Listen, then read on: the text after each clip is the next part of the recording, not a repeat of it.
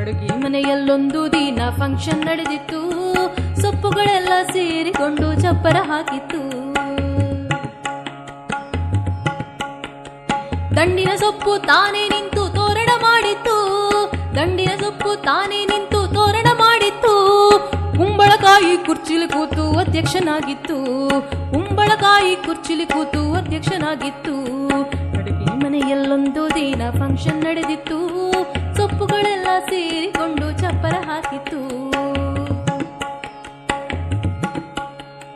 ಹಾರಿ ಬಂದ ಹೀರೆಕಾಯಿ ವಾಲಗಬಹುದಿತ್ತು. ಹಾರಿ ಬಂದ ಹೀರೆಕಾಯಿ ವಾಲಗಬಹುದಿತ್ತು. ನುಗ್ಗಿ ಬಂದ ನುಗ್ಗೆಕಾಯಿ ಢೋಲು ಬಾರಿಸಿತು. ನುಗ್ಗಿ ಬಂದ ನುಗ್ಗೆಕಾಯಿ ಢೋಲು ಬಾರಿಸಿತು. ಅಡುಗೆ ಮನೆಯಲ್ಲೊಂದು ದಿನ ಫಂಕ್ಷನ್ ನಡೆದಿತ್ತು. ಸೊಪ್ಪುಗಳೆಲ್ಲ ಸೇರಿಕೊಂಡು ಚಪ್ಪರ ಹಾಕಿತ್ತು. ಸೌತೆಕಾಯಿ ಥೈ ಥೈ ಮಾಡಿ ಸ್ವಾಗತ ಎಂದಿತ್ತು. ಸೌತೆಕಾಯಿ ಥೈ ಥೈ ಮಾಡಿ ಸ್ವಾಗತ ಎಂದಿತ್ತು.